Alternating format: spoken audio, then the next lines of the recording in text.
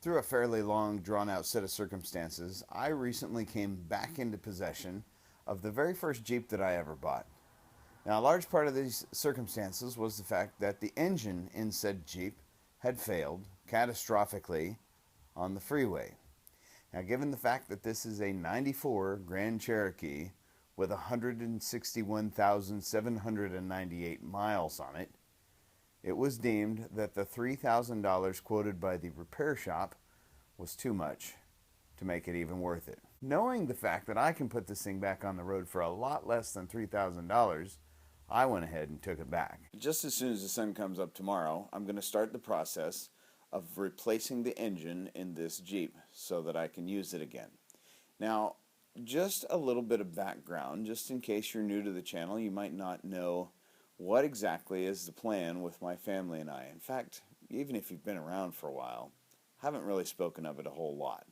So the plan is my family is slowly making preparations to move to our property in a place that we'll just continue to refer to as up north. Now, up north, we don't have anything just yet. And a vehicle to run around and make preparations and run back and forth to the airport, and just to avoid having to rent a car while we're there, is going to be absolutely fantastic to have. That was why I seized the opportunity to take back this vehicle so that we can put a new motor in it and bring it up there. Did I mention that we're going to do that in a week from right now?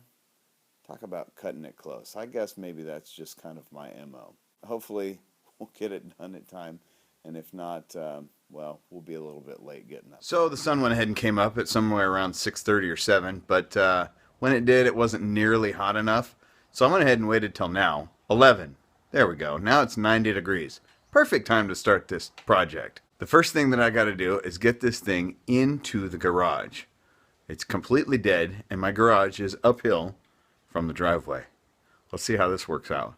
Under some protest from the boy, I'm going to need to borrow the old tire swing. You'll see why here in just a minute. But the problem is that this knot has been tied for quite some time and had a bunch of weight on it. Not a bunch of weight, but had repeated weight on it. So it's tight as tight can be. So what I need to do is get it undone. I've got a solution of soapy water here. I'll show you a trick. What we're going to do is spray the soapy water into that knot. It's going to then lubricate all those fibers, who will then want to slide on one another. Well, I don't know how to do this with one hand, but I'm going to give it a shot here. Let's see if it will do its thing. Maybe a wee bit more soap on the part that needs to slide through, huh? Good plan. Now with the weight taken off of it, and two hands to use,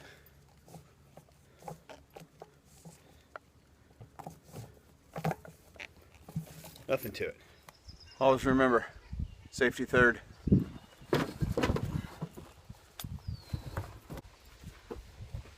There we go. Now we can push one with the other without wrinkling either one of them.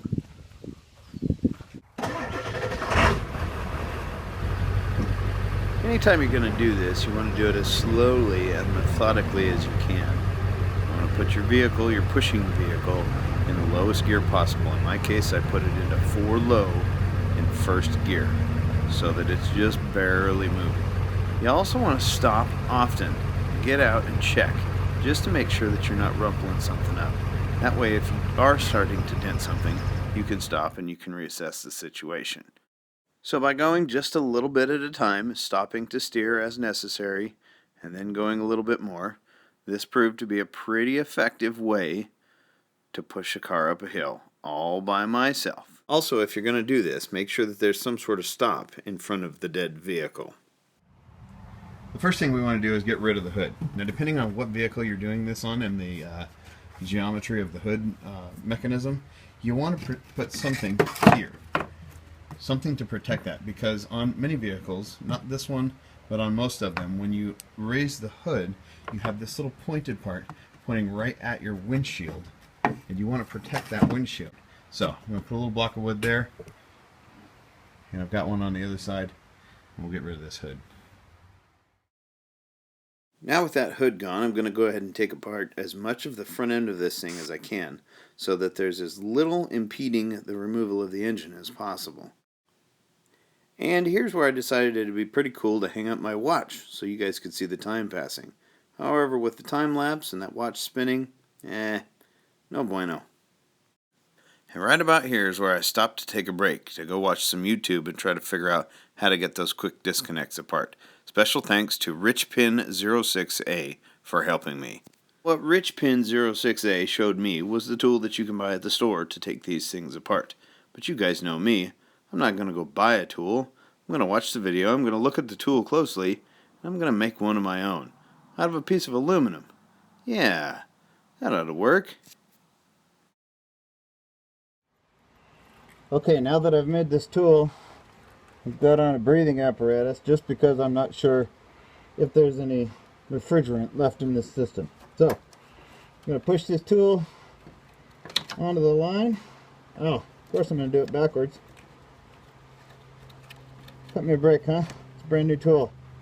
I've never used it before. Alright, let's try it this way. Now, we push this on. This engages the thing. Maybe. Okay, round two.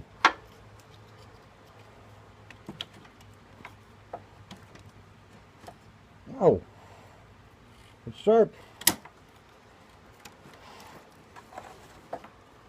Oh, come on, you. Okay, after a bunch of tries and making several different tools to try to get this quick disconnect off, I finally got it right, so I can show you how to do it. So there's this little plastic jobby here that lives in there, and then there's this little keeper guy that goes over it, like about so. It clicks on there. I'm not going to do it because that's a little bit tough to pull out. You just got to stuff something into this slot and that slot and pull it straight out. Comes pretty easily. So once you've got that off, you got to pull that out of the way. Take this tool. They sell them at Napa or wherever. But of course I didn't want to drive all the way down there. Come on now. So I'm going to put up a diagram right here as to what this fitting looks like. This is how it goes, and so what you have to do is you got to put this guy on the thingamajig, and you got to push it into it like so. And what you're doing by doing that is you're expanding that little spring like so that it can let go of this. Now I've got a gap in here because that's the way I had to make it since it's PVC pipe, but it needs that other piece that you cut out as a gap. You put it in there. Once you've got it all in there, hopefully it still works just as well this time. I have to persuade it a little bit. There we go. You'll kind of feel it register in there and push out that spring. When you do, you can pull it right out. I'm going to go ahead and apologize to you because the first time that I did this, there was pressure on the system and you missed it. I didn't have the camera going. I jumped. Almost hit the ceiling. I think I screamed too. But we'll just leave that as a maybe. Let me do it on the other one. We can finally move forward. I think I've burned up about an hour, if not more, trying to make the right tool and figure out how this stupid thing goes together, or comes apart more appropriately.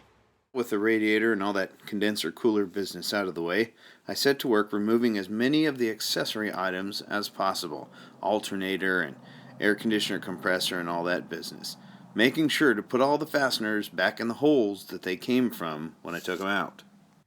So I went back and reviewed some of the footage, and it seems as though my time-lapse videography is not quite as descriptive as I had hoped for it to be. So I'm going to give you a real quick rundown of the progress at the end of the first day. I got the whole front end apart. The first side was much more difficult to do than the second side. After taking the first side apart, I figured out how to do it. So I don't know, you may have been able to see it in the earlier video. The right side. came apart very quickly, very easily. I spent probably a good 2 hours trying to make tools between the air conditioning condenser removal tool and another tool to do the same kind of thing for the fuel rail lines, which I still haven't quite perfected, but burned up a lot of valuable time doing that. So I have got most of the exhaust is loosed.